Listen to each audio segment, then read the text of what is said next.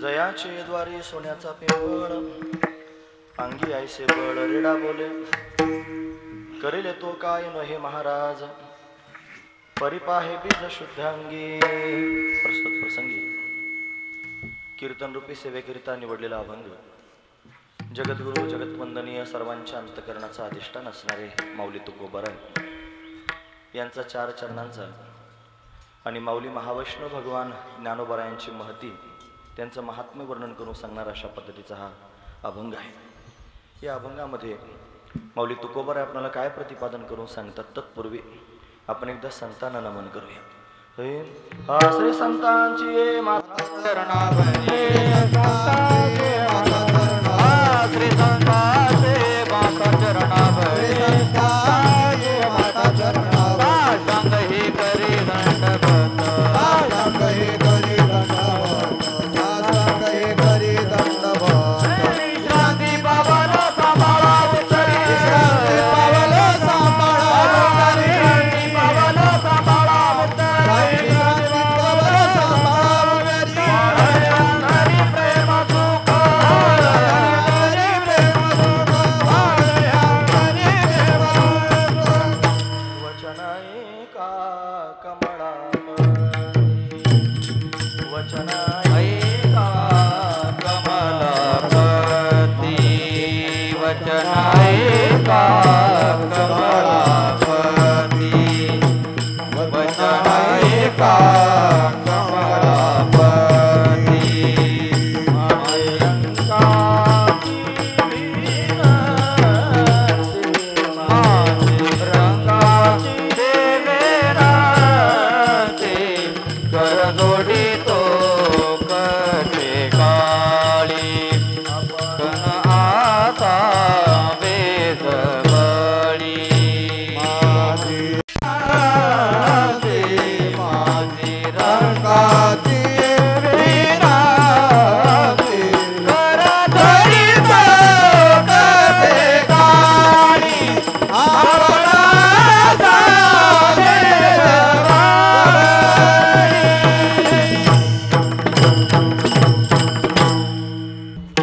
श्री संतांच्या माथा चरणावरी साष्टांग हे करी दंडवत, विश्रांती पावलो सांभाळा उत्तरी, वाढले अंतरी प्रेम सुख.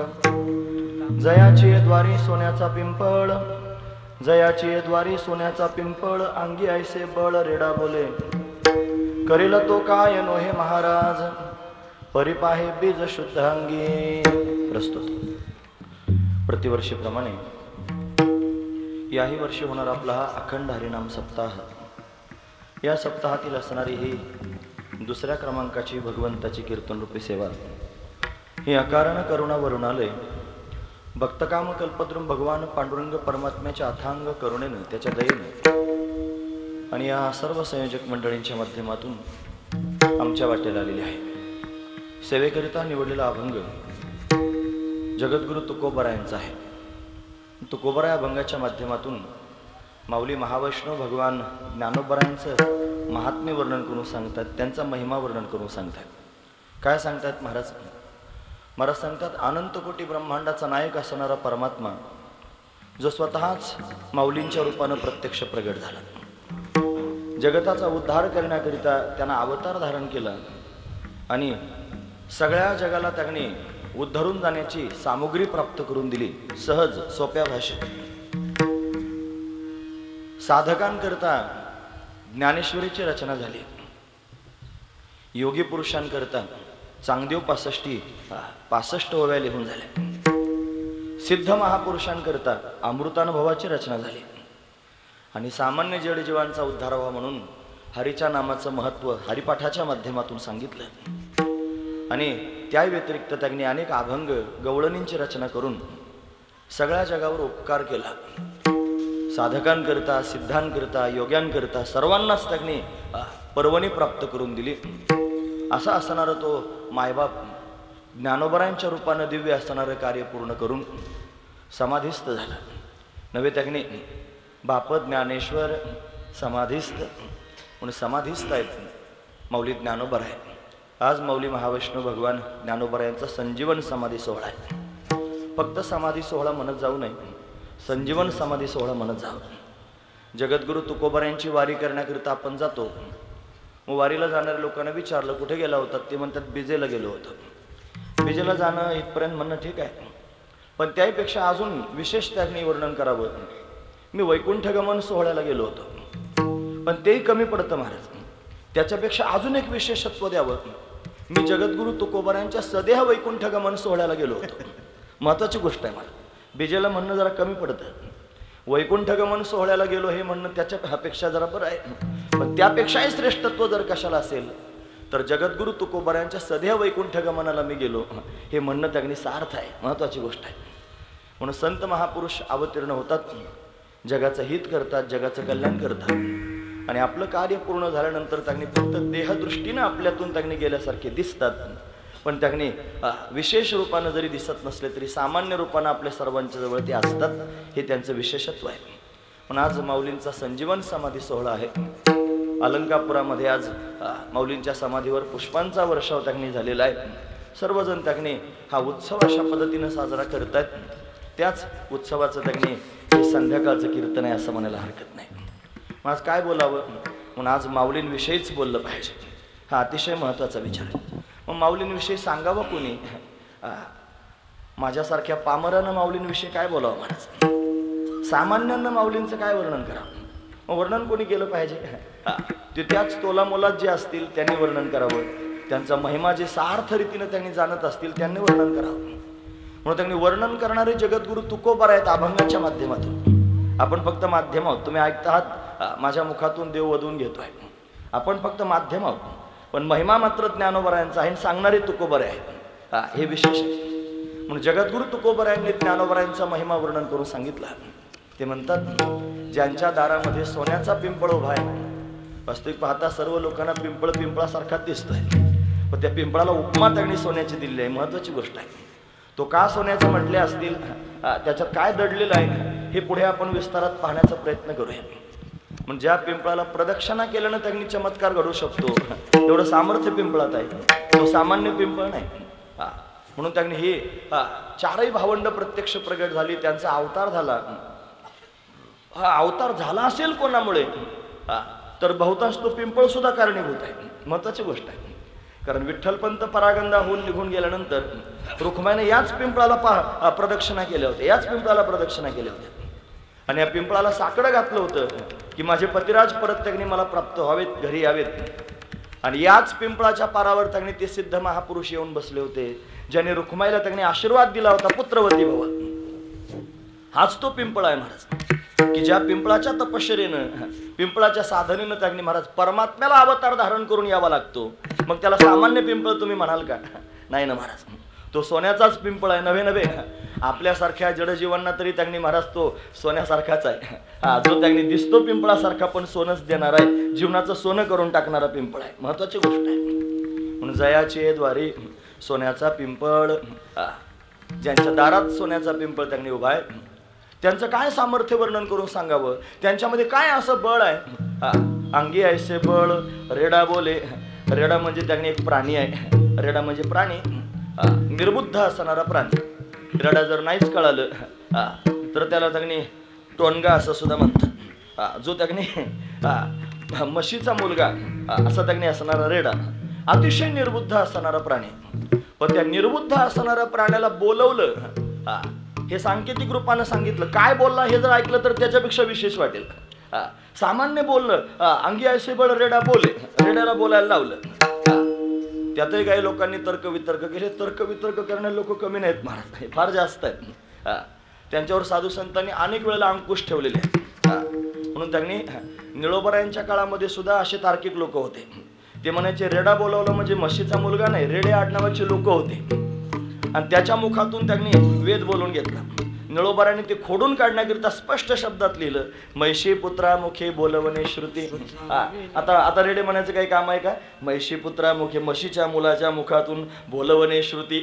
म्हणजे त्यांनी प्रश्नच मिटून गेला. महत्वाची गोष्ट आहे. साक्षात्कारी आहेत निळोबारा, त्यांच्या मुखातून हा निर्वाळा अशा पद्धतीनं झाला. म्हणून काय बळ आहेत ज्ञानोबा यांच्या अंगामध्ये? अंगी ऐसे बळ रेडा बोले. म्हणून जे त्यांनी रेडाला बोलू शकतात ते काय करू शकत नाहीत महाराज? निर्बुद्धाच्या मुखातून वेद प्रगट करू शकतात, ते काय करू शकत नाहीत. त्यांचं महात्म्य त्यांनी पाहिलं पाहिजे ना. करेल तो काय नोहे महाराज, काहीही करू शकतात. मेलेली माणसं जिवंत करू शकतात, स्त्रीचा पुरुष करू शकतात, मातीची भिंत चालू शकतात, गाढवाचं घोडं करू शकतात, काही करू शकतात. त्यांच्या सामर्थ्य आहे महाराज. मग कसं काय त्यांनी करतात ते तरी सांगा. ते करतात, सर्व काय करायला तयार आहेत. फक्त परिपाहे बीज शुद्ध अंगी, आपल्या अंतकरणामधला शुद्ध भाव आधी पाहतात. शुद्ध भाव पाहतात म्हणजे पाहणं हा त्यांचा स्वभावच आहे महाराज. महत्वाची गोष्ट. खरं तर ती आईसारखी आहेत. एखादा विकारी जरी असला, एखादा खळ प्रवृत्तीचा असला तरी त्याचं ताडण करत नाहीत, त्याचं दंडन करीत नाहीत, त्याची व्यंकटी सांडो अशी प्रार्थना करतात. हा त्यांचा स्वभाव आहे. म्हणजे त्यांनी एखादा खळ प्रवृत्ती चालन त्यांना फसवण्याचा प्रयत्न करत असेल आणि मी फार त्यांनी सज्जन आहे, माझ्यावर कृपा करा, भामटेपणा जर त्यांच्या समोर करत असेल, जरा कठीण शब्द आहे असू द्या, पण तो सुद्धा त्यांना कळतो. महत्वाची गोष्ट आहे. म्हणजे काय पाहतात ते अंतरंग पाहतात आणि अंतकरणातला शुद्ध भाव पाहतात. परिपाहे बीज शुद्ध अंगी, महत्वाची गोष्ट आहे. म्हणून त्यांनी ज्याच्या अंतकरणात दृढ भाव आहे, ज्याच्या अंतकरणात श्रद्धा आहे, ज्याच्या अंतकरणात विश्वास आहे, ज्याचं परमार्थाविषयी त्यांनी अंतकरणामध्ये प्रेम आहे, आदर आहे, त्याला काय देतात ते त्यांनी पंगतच घालतात. कशाची पंगत घालतात. जयाने घातली मुक्तीची गवांदी. मुक्ती म्हणजे मोक्षच देऊन टाकतात महाराज. गवांदी नाम पंगतच घालून टाकतात. जयाने घातली मुक्तीची गवांदी, मिळविली मांदी वैष्णवांची. त्यांचं सामर्थ्य वर्णन करून सांगतात की ज्यांनी त्यांनी सगळ्या वैष्णवांना एकत्र त्यांनी आणलं आणि वैष्णवांची मांदियाळीच तयार केली. मिळविली मांदी म्हणजे मांदियाळी वैष्णवांची. सगळ्या वैष्णवांना ज्यांनी एकत्र केलं आणि विशेष असणारं त्यांनी तत्वज्ञान, भक्तिमय असणारं त्यांनी दिव्य सर्व जगाला प्राप्त करून दिलं, हे त्यांचं सामर्थ्य आहे. म्हणून त्यांनी आपण काय केलं पाहिजे, आपण ज्ञानोबरांची शरणागती केली पाहिजे. आपण ज्ञानोबरांच्या जवळ जाऊन त्यांनी आपलं अंतकरण प्रगट केलं पाहिजे. म्हणजे काय होईल, ते आपल्याला देतील आणि काय देतील, आपल्या स्वतःचं सुख आपल्याला प्राप्त करून देतील, स्वरूपाचं ज्ञान प्राप्त करून देतील. तुका म्हणे तेथे सुखा काय येऊ नये. काय होणं आहे महाराज त्यांच्याकडे. तिथं गेलं की त्यांनी सुखरूप करून टाकतील आणि त्या सुखानं त्यांनी एवढं भारावून आपण जाऊ की आपल्या चित्ताला कायमस्वरूपी समाधान प्राप्त होईल. राहे समाधान चित्ताची, म्हणून चित्ताला समाधान प्राप्त करून देतील, सुख प्राप्त करून देतील, हे त्यांचं सामर्थ्य आहे. म्हणून काय करू शकत नाहीत हा प्रश्नच आहे महाराज. म्हणून ते सर्व काही करू शकतात, फक्त आपण शुद्ध अंतकरणाने त्यांच्यापर्यंत जाणं महत्वाचं आहे. जो जो शुद्ध भावनेनं ज्ञानोबरांना शरण जाईल त्याचा ज्ञानोबराय उद्धार करतील आणि हेच महत्वाचं आहे. त्याला कैवल्य स्थिती प्राप्त करून देतील, कारण ते कैवल्य साम्राज्य चक्रवर्ती आहेत. त्यांच्यामध्ये मोक्षाची सुडी बांधी करी हे सामर्थ्य आहे. ते सहज मोक्ष प्राप्त करून देणारे आहेत. असे ज्ञानोबराय त्यांचा महिमा जगद्गुरु तुकोबा या अभंगाच्या माध्यमातून सांगतात. असा अभंगाचा सरळ अर्थ पाहण्याचा आपण प्रयत्न केला. विठोबा हरे ठोपार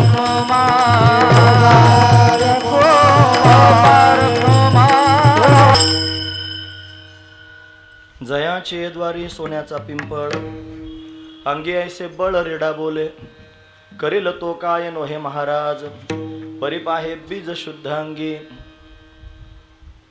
मोठ्या आनंदाने आपण हा सप्ताह प्रतिवर्षी संपन्न करतो आहोत.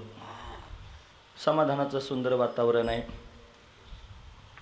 छोटे छोटे वारकरी माझ्या मागे उभे आहेत की ज्यांच्या खांद्यावर पुढच्या त्यांनी संप्रदायाची असणारी धुरा द्यायची आहे आपल्याला. हीच आपली पुढची पिढी आहे. आनंद वाटतोय. सर्वजण श्रवण करण्याकरिता तत्पर आहेत. आज माऊलींचा समाधी सोहळा आहे. माऊली म्हणजे आपल्या सर्वांचे प्राण आहेत. माऊलींवर त्यांनी आपला जीव ओवाळून टाकावा, मरून या जावे असं आहे ना, मरून जावं आणि पुन्हा तुमच्या पोटाला यावं असं त्यांनी जनाबाई म्हणतात की नाही माऊलींच्या समोर. महत्त्वाची गोष्ट आहे. म्हणून त्या माऊलींचं त्यांनी महात्म्य आपण आजच्या या कीर्तनामध्ये 1 तासात पाहणार आहोत. 9 वाजलेले आहेत. 10 वाजेपर्यंत आपण त्याकडे बोलणार आहोत.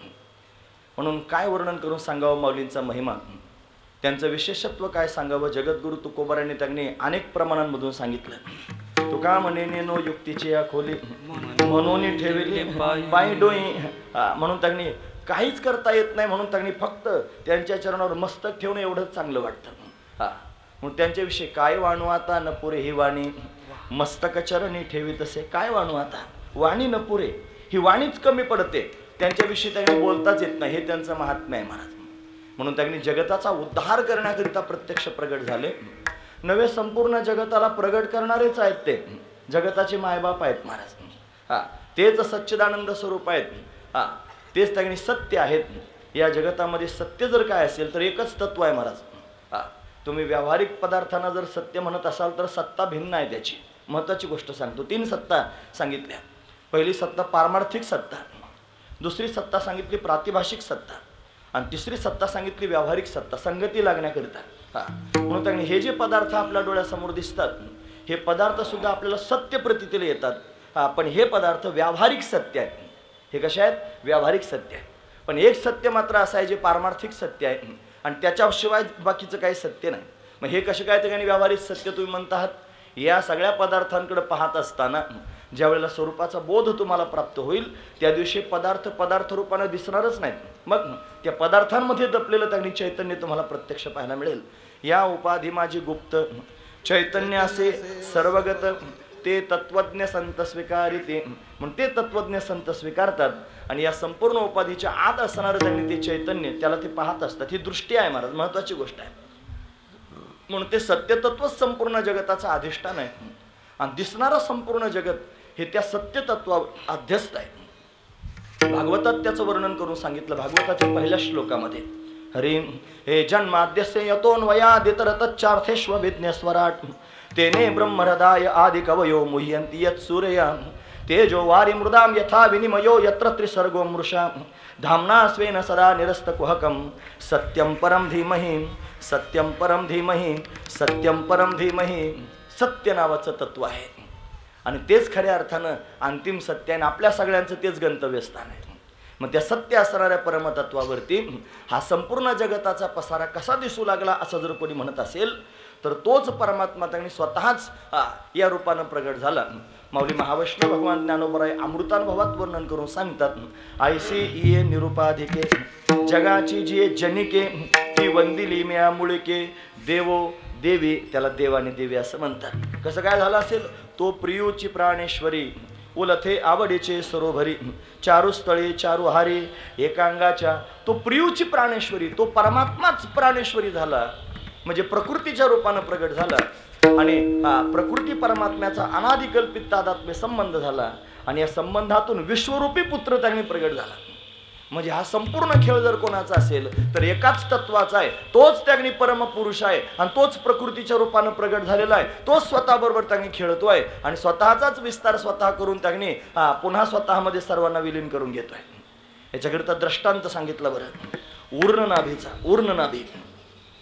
ऊर्णनाभी म्हणजे काय? कोळी किडा असतो की नाही, जो त्याच्या लाळीतून त्यांनी जाळं तयार करतो.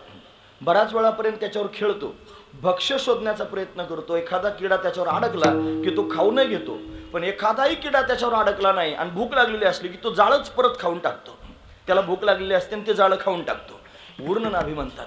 तसा तो परमात्मा त्या प्रकृतीच्या संगतीने ईश्वरत्वाला त्यांनी प्राप्त झाला आणि तो संपूर्ण विश्वाला प्रसवला विश्वतोची होय सर्व जाणता. संपूर्ण विश्वाला तो प्रसवला आणि पुन्हा स्वतःमध्येच त्यांनी विलीन करून घेतोय. हा त्याचा खेळ आहे. जगद्गुरु तुकोबाराय वर्णन करून सांगतात.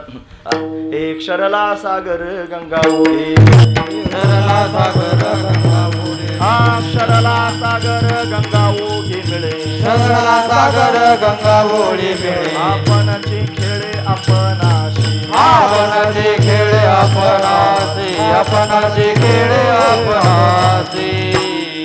शरला सागर. शरला म्हणजे काय? सागर म्हणजे समुद्र. आपल्याला काय समुद्र वेगळा सांगायची गरज नाही. समुद्र क्षरला नाम त्याची वाफ झाली. त्या वाफेचं रूपांतरण ढगात झालं, ढगाचं रूपांतरण पावसात झालं, पावसाचं रूपांतरण नदीत झालं आणि नदी परत समुद्राला गेली. तुम्ही ऐकता सर्वजण. महत्वाचा मुद्दा सांगतात. समुद्राची वाफ झाली. वाफ झाली जरी असली तरी वाफेत कोण भरलेला आहे? समुद्रच आहे महाराज. कारण वाफ कोणाच झाली? समुद्राची. वाफेत समुद्रच आहे. त्या वाफेचे ढग झाले. आता ढग दिसत आहेत पण काय वस्तुस्थितीमध्ये समुद्रच आहे. त्या ढगांचा पाऊस पडला. तो पाऊस जरी पडतोय तरी कोण पडतोय खाली? समुद्रच पडतोय. आणि त्या पावसाची नदी तयार झाली. ती नदी जरी असली तरी नदीच्या रूपाने समुद्रच वाहतोय आणि कुठे जाऊन मिळतो? म्हणजे समुद्राला. स्वतःलाच त्यांनी जाऊन मिळाला. हे जसं त्यांनी तो समुद्र स्वतः बरोबर खेळतोय तसा परमात्मा स्वतः बरोबर खेळतोय आणि खेळून त्याला अशा पद्धतीने स्वतःचा आनंद घ्यायचा आहे. म्हणून त्याने संपूर्ण विश्व निर्माण केलं। या विश्वामध्ये त्यांनी अनेक जीवजंतू त्यांनी अशा पद्धतीने प्रगट झाले आणि या सर्वांना त्यांनी अशा पद्धतीने या संसार बंधनामध्ये घालून दिलं आणि संसार बंधनातून मुक्त करण्याकरिता तो स्वतःच अट्टहास करू लागला। म्हणजे बंधनातही त्यानंच घातलं आणि बंधनातून मुक्त करण्याकरिता सुद्धा तोच प्रयत्न करू लागला।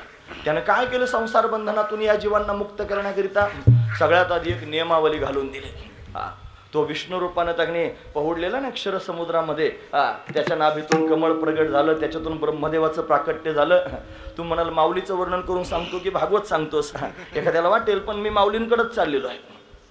महत्वाचा मुद्दा लक्षात घ्या। मला माऊलीच सांगायचे आहेत ना, पण माऊली फक्त आपल्याला एवढेच माहिती आहेत ना, ते तिथून आपल्याला कळाले पाहिजेत म्हणून सांगताय। मी सत्य तत्वापासून सुरुवात केली, ते सत्य तत्वच माऊली आहेत हे पक्क लक्षात ठेवा।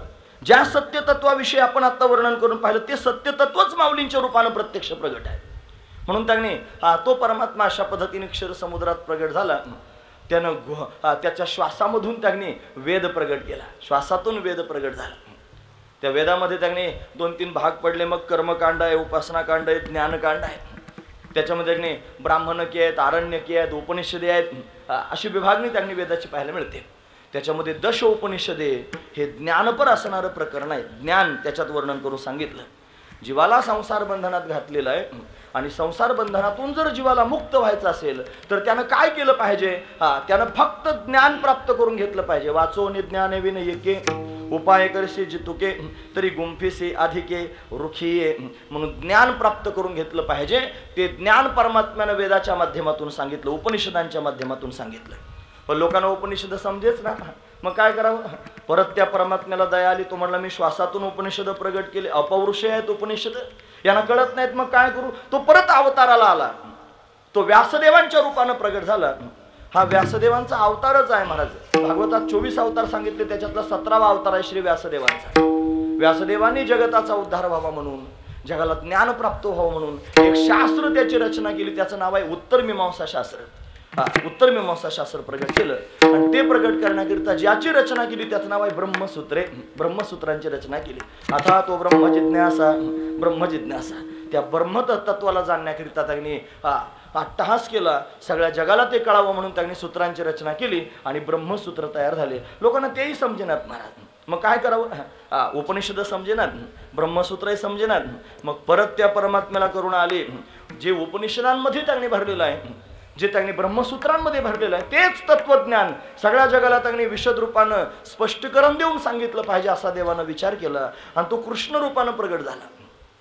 कृष्ण रूपानं प्रगट झाला आणि प्रगट होऊन त्यानं त्यांनी महाराज समुखे आपण सांगेतो श्री विष्णू श्री गीता हा प्रश्न अर्जुनेसी, अर्जुनाचे व्याजे गीता प्रकाशुनी श्री राजे, आहे की नाही? अर्जुनाच्या निमित्तानं त्यांनी गीता जगाच्या समोर भगवंतानं सांगितली। कशाकरिता? संसाराचं ओझं त्यांनी घालवायचंय ना, म्हणून संसाराचं ओझं म्हणजे काय? जन्म मरणाची परंपरा, पुनरपि जननम पुनरपि मरणम पुनरपि जनने जठरे शयनम ह्य संसारे कलुदुस्तारे कृपया पारे पाहि मुरारे भज गोविंदम गोविंदम भज मूढमते। हा संसार आहे, पुन्हा जन्माला येणं पुन्हा मरण, याचं नाव संसार आहे। हा संसार जीवाचा घालवण्याकरिता त्यांनी जगाच्या समोर गीता सांगितली, पण लोकांना गीता सुद्धा समजेना। काय करावं? प्रश्नच आहे महत्वाचा। का बरं?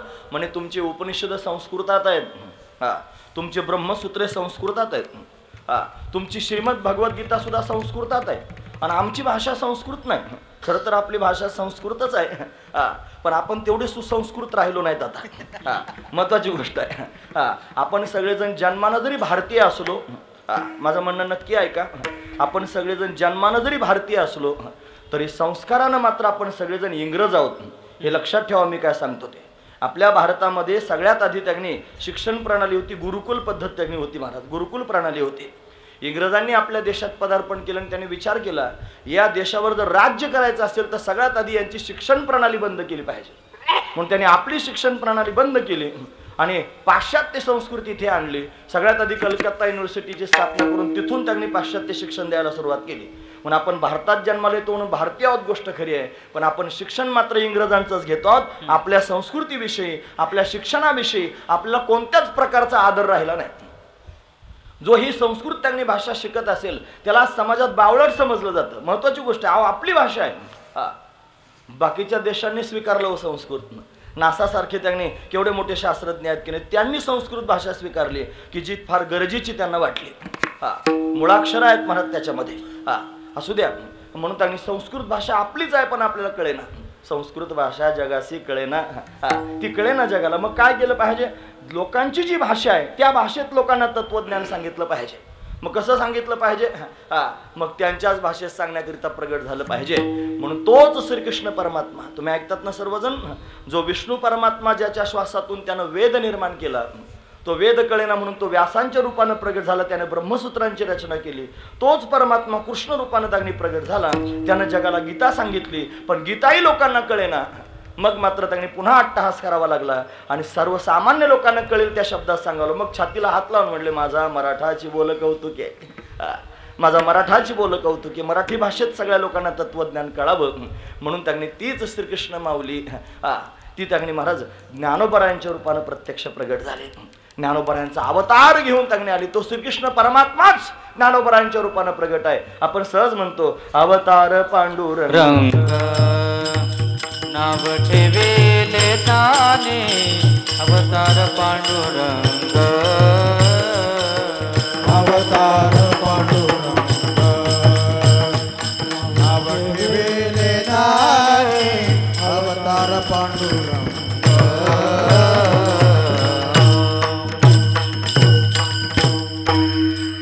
अवतार पांडुरंग नाव ठेविले ज्ञानी, पांडुरंगाचाच अवतार आहे आणि ज्ञानोबरायांच्या रूपानं प्रगट झालेला आहे. म्हणून ज्ञानोबराय दुसरे कोण तिसरे कोणी नाहीत, प्रत्यक्ष पांडुरंग परमात्माच प्रगट झालेला आहे.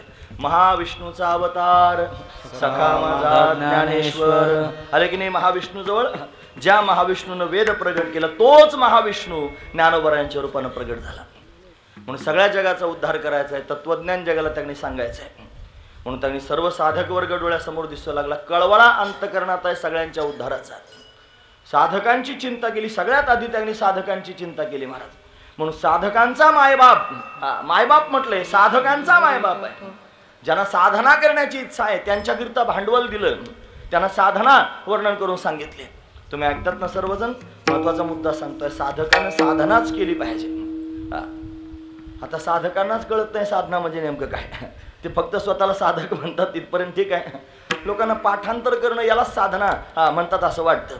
लोकांना पायी पायी तगणी आळंदी पंढरपूरला जाऊन येणं यालाच साधना असं म्हणतात असं त्यांना वाटतं. पण तेवढ्यापुरतीच साधना, ती साधनाच आहे, ते साधनेचं एक अंग आहे. पण खरी साधना तर विचाराची आहे. विचारा वाचून समाधान प्राप्त होऊ शकत नाही. विचारा वाचून नपविजे समाधान. फार वाऱ्या केल्या, फार सगळ्या गोष्टी त्यांनी झाल्या आणि नजरच आली नाही परमार्थाची. नजर महत्वाची आहे ना. गुरुजी म्हणायचे, गुरुजी म्हणजे वैकुंठवासी रंगनाथ महाराज परभणेकर, ते म्हणायचे परमार्थ हा नजरेचा असावा. ज्याला नजर आहे त्याचा परमार्थ, ज्याला परिभाषा कळाली त्याचा परमार्थ. म्हणजे नजर येण्याकरिता ही परिभाषा कळण्याकरिता कुठेतरी जाऊन बसावं लागतं आणि कुठेतरी त्यांनी श्रवण करावं. आमचे मोठे बाबा म्हणायचे हे त्यांनी कळण्याकरिता कुठेतरी घासावे लागते. आता त्यांची भाषा आहे महाराज. म्हणजे रघुनाथ महाराज उमरेकर तुम्ही ऐकलं असेल कदाचित, ज्यांच्याकडून त्यांनी फडाची कीर्तन परंपरा आमच्यापर्यंत आली, म्हणून त्यांनी ते म्हणायचे घासावी लागते. घासल्याशिवाय कसं काय होईल महाराज, महत्वाची गोष्ट आहे. म्हणून परमार्थात आल्यानंतर नजर प्राप्त करण्याकरिता, परमार्थात आल्यानंतर परिभाषा करण्याकरिता परिश्रमच करावे लागतात, त्याच्याशिवाय ते जमत नाही. म्हणून लोक त्यांनी म्हणतात हरिपाठ म्हणतात, त्यांनी काकडा म्हणतात, सगळ्या गोष्टी म्हणतात, पण अर्थ कळत नाही त्याला काय करावं. म्हणून अर्थाची पण नजर असली पाहिजे ना. 4 प्रकारच्या कृपा असाव्या लागतात महाराज. सगळ्यात पहिली कृपा आहे अंतकरणाची कृपा, नंबर 2 शास्त्र कृपा, नंबर 3 ईश्वर कृपा, नंबर 4 गुरुकृपा. या 4 कृपाच आहेत महाराज. क्रम कसा आहे तुम्ही त्याने उलटा झाले असेल तर सारखा करून घ्या. पण अंतकरण कृपा, ज्यानं स्वतःचं अंतकरण जिंकलेलं आहे तो परमार्थाचा अधिकारी झाला.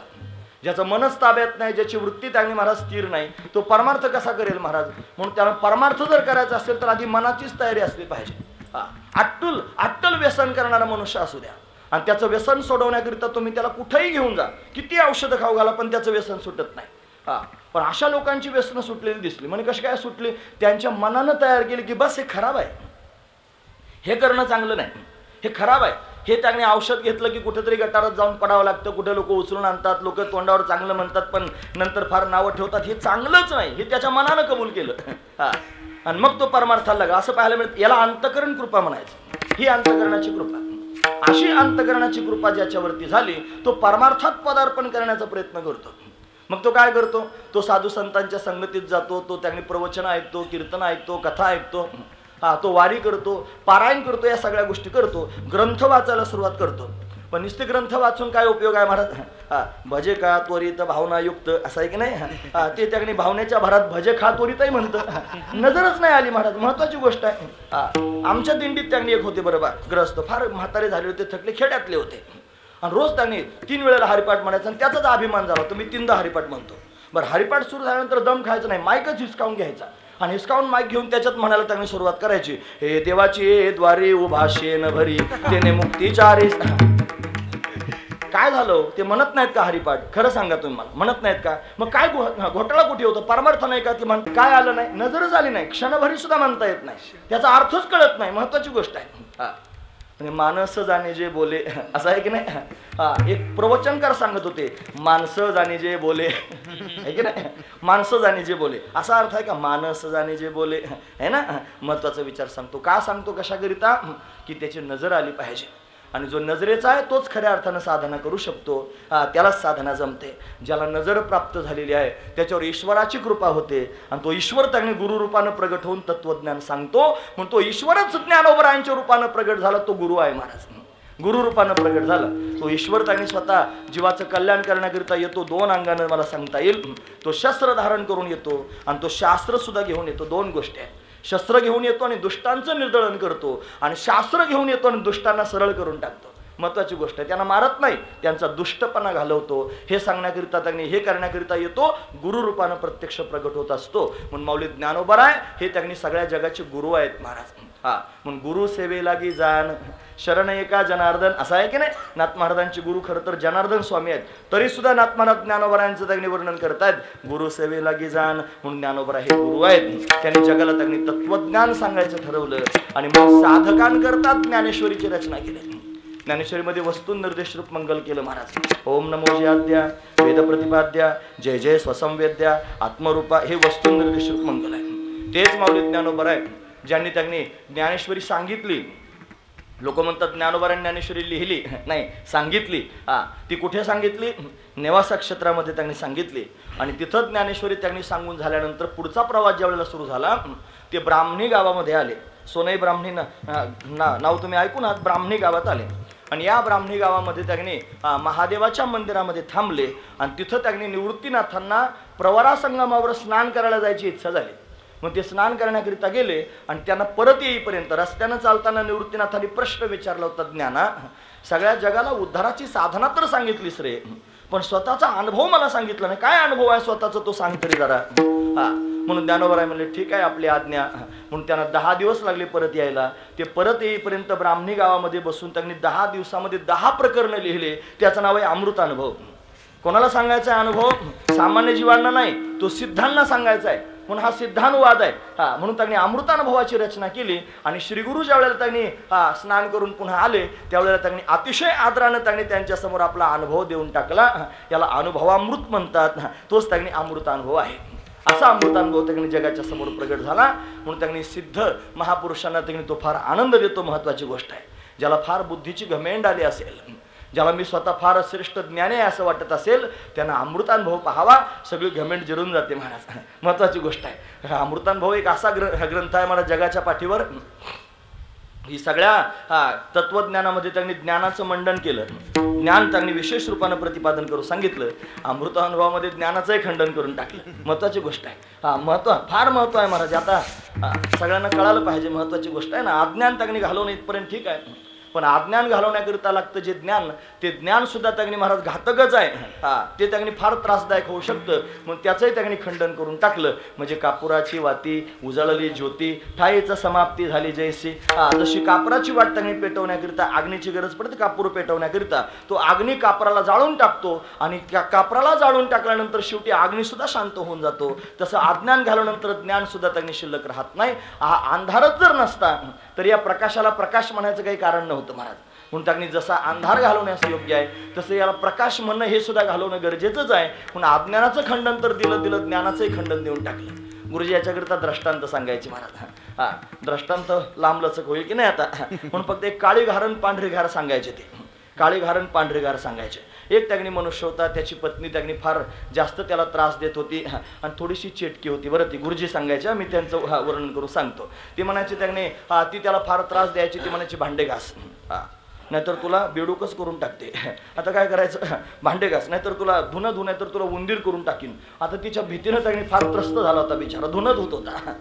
म्हणजे त्यावेळेची गोष्ट सांगतो मी, आता नाही तसं काय कुठे, आता नाही तसं पाहायला भेटत. बरं महाराज, कुठेच नाही तसं, पण पूर्वी त्याने होतं ते. मग तो भांडे घासायचा, धुणे धुवायचा. त्याने असा मर तुकडा झाला. त्याच्या मित्राने विचारलं, झालं काय तुला, जरा सांग तरी मला. मग त्याने मित्राला म्हणून जिवलगपणानं सांगितलं की माझी बायको चेटकी आहे, मला फार त्रास देते, आता मी काय करू. तो म्हणलं, हे बघ, मला शेजारच्या गावात एक दुसरी चेटकी माहिती आहे, मी तुला तिच्याकडे घेऊन जातो, जर काही उपाय झाला तर झाला म्हटलं. म्हणून शेजारच्या गावात त्याकडे घेऊन गेला. तिच्यासमोर सगळी व्यथा सांगितली. हा जरा दिसायला बरा होता. तिने याला पाहिलं आणि पाहिल्यानंतर त्याने म्हणले, हे बघ, तुला या संकटातून मी बाजूला करीन, फक्त माझी एक अट आहे. म्हणे काय, तुझी बायको मारून टाकण्याचा उपाय मी सांगते, पण ती मेल्यानंतर तुला माझ्याशी लग्न करावं लागेल. आता पुन्हा प्रश्न जो उद्भवला, आता काय करू. मित्र म्हणलं, हो म्हण फक्त तू, तात्पुरतं हो म्हणून टाक. हो म्हणल्यानंतर तिनं काहीतरी वस्तू दिली त्याच्या हातात. म्हणे, मी तुझ्या घरी येईल. आली की मला पाहिलं की तुझी बायको, त्याने लगेच ताबडतोब काळी घार होईल, काळी घार होईल. आणि ती काळी घार झाली की मी लगेच पांढरी घार होईल. गुरुजी सांगायचे, बरं आहे, पांढरी घार होईल. मग आमच्या दोघींचं भांडण तगणी सुरू होईल. आणि भांडण तगणी झालं रे झालं की तू काय करायचं, हातात काठी घ्यायची आणि काठी घेऊन त्या काळ्या घारीच्या डोक्यात घालायची आणि ती काळी घार मारून टाकायची.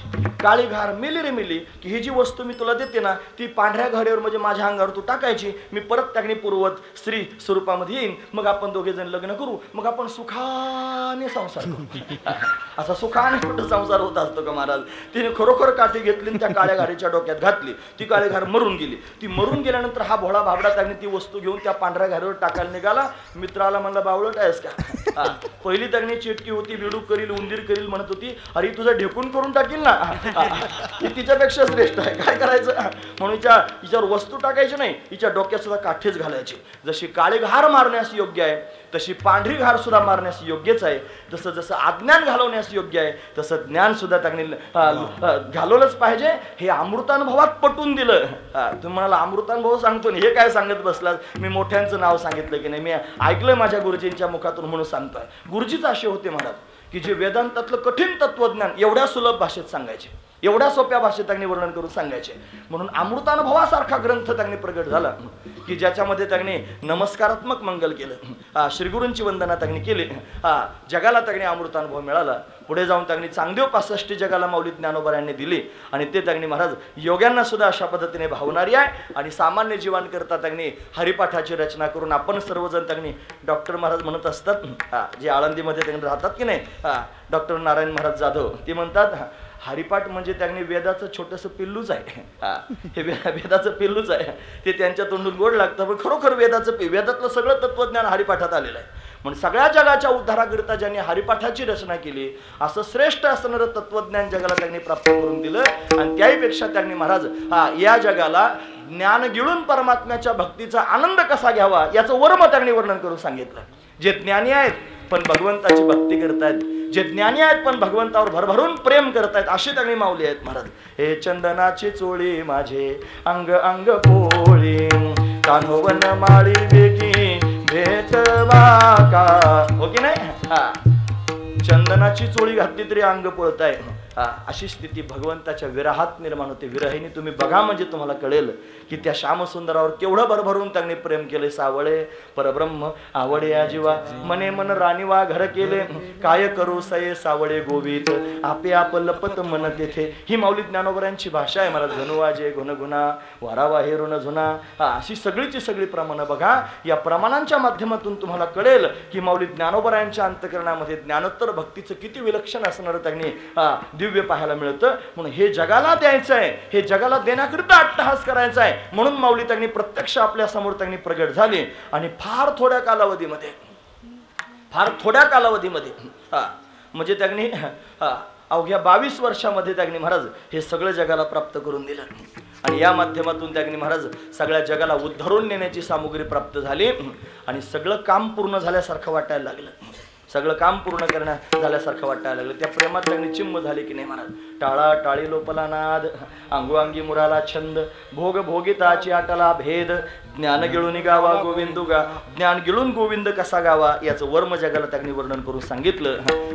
त्या भगवंताशी बोलत असताना दुर्ळा आंबुला केला गे माय, आहे की नाही.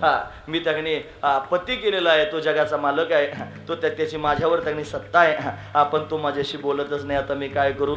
परी तो मसी बोलत नाही असं आहे ना. तो त्यांनी माझ्याशी बोलत नाही म्हणून जगाच्या समोर त्यांनी भावस्थिती कशी असते, भगवंतावर प्रेम कसं केलं पाहिजे, त्याला आपलंसं कसं करून घेतलं पाहिजे हे सांगितलं महाराज. जगाला सांगितलं कायमस्वरूपी बरोबर असणारी मुक्ताई सोपाना त्यांच्या समोर त्यांनी अनेक गोष्टी वर्णन करून सांगितल्या.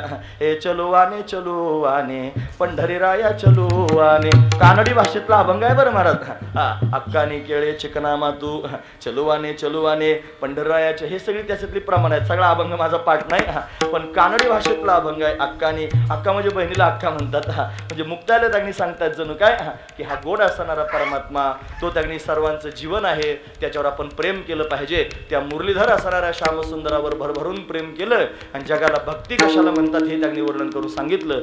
आणि एवढं सगळं सांगून झाल्यानंतर त्यांनी तीर्थयात्रा केली सगळ्या संतांच्या बरोबर. आणि तीर्थावळी त्यांनी पूर्ण झाली. आपण त्यांनी मालिका म्हणतो की नाही, काकड्यापासून सुरुवात करतो मग शेवटी तीर्थावळीपर्यंत येतो, सगळ्या गोष्टी आहेत हे त्यांनी सर्वांना माहिती आहे. आणि तीर्थावळी झाल्यानंतर सहज भगवंताच्या समोर त्यांनी बोलायला सुरुवात केली. देवा, मला असं वाटतं सगळं काम पूर्ण झालेलं आहे, जगाला साधना सांगायची होती, ती साधना सांगून झाली. माझे जीवेची आवडी पंढरपुरा नीन गुढी, पांडुरंगी मनरंगले, गोविंदाचे गुणी वेधले. पाया भरणीच आहे की नाही महाराजे, खांद्यावर त्यांनी ध्वजा घेऊन सगळ्या जगाला त्यांनी पंढरीची वारी ज्यांनी शिकवली ते ज्ञानोबर आहे.